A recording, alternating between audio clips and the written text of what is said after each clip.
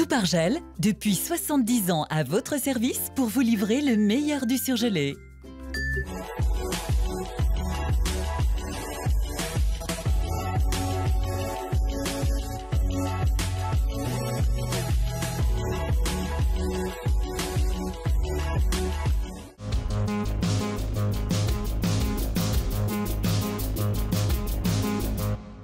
Un nouveau drame routier dans le 6e arrondissement hier matin.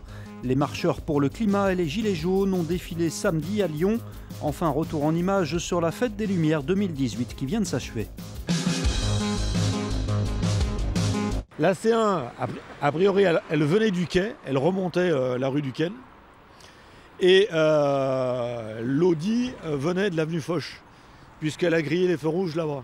Une jeune fille de 22 ans, Clémentine Boursier, entre la vie et la mort après l'accident survenu dimanche matin à l'angle des rues Duquesne et Foch. 2 autres personnes ont été blessées par un chauffard qui aurait grillé au moins un feu rouge. Un scénario que connaît trop bien Éric Moreno, dont la fille Anne-Laure est décédée dans les mêmes circonstances il y a 2 ans. Appelé par un riverain, il est arrivé quelques minutes seulement après le choc. Moi, le témoin m'a dit qu'il a grillé 2 feux rouges. Donc il grille 2 feux rouges, il roule à grande vitesse.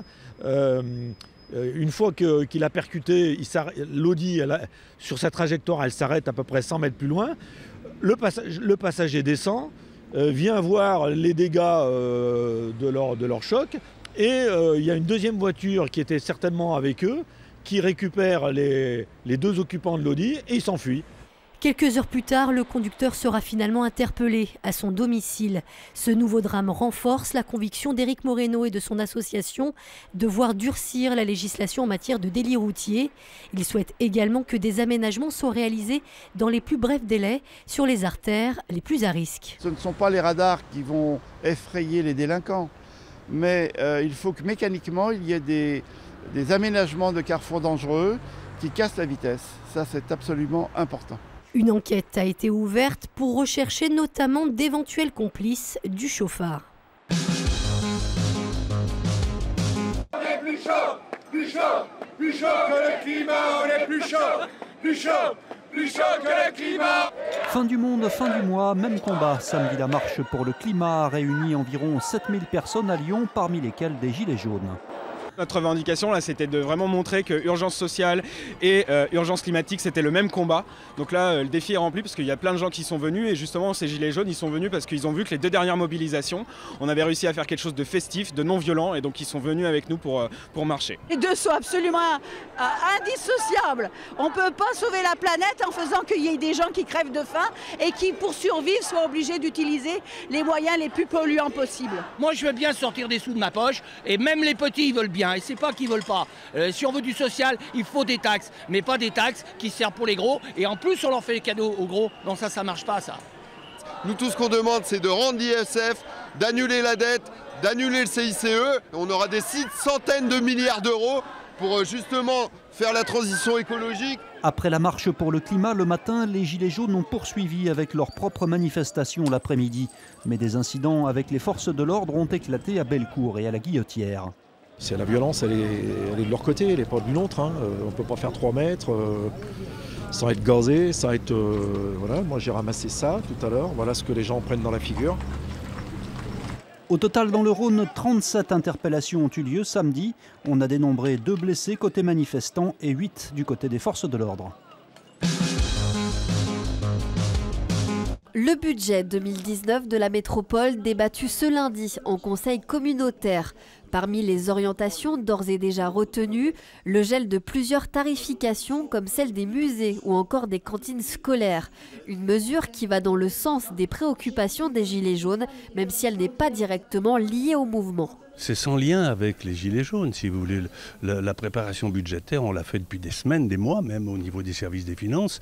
Et c'est un courant interne à la métropole. Que ça coïncide avec certains soucis des Gilets jaunes, ça paraît évident. Mais en tout cas, il n'y a pas d'incidence de l'un sur l'autre.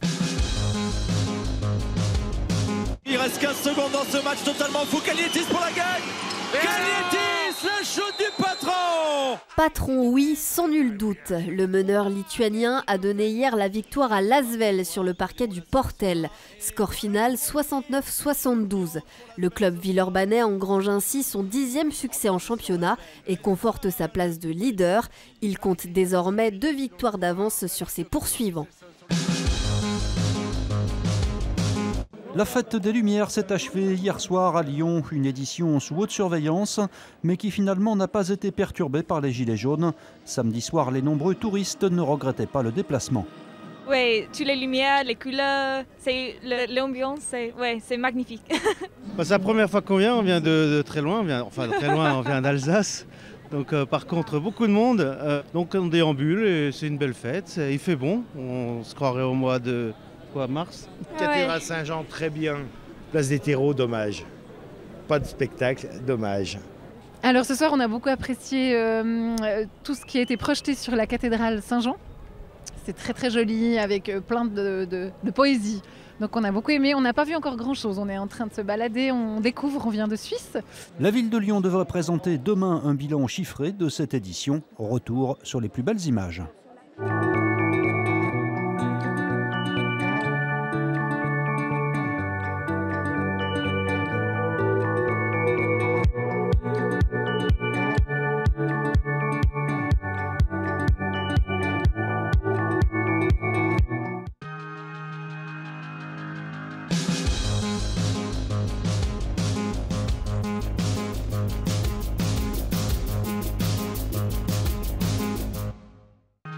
L'info continue sur TLM.tv, les réseaux sociaux et le fil info. La météo.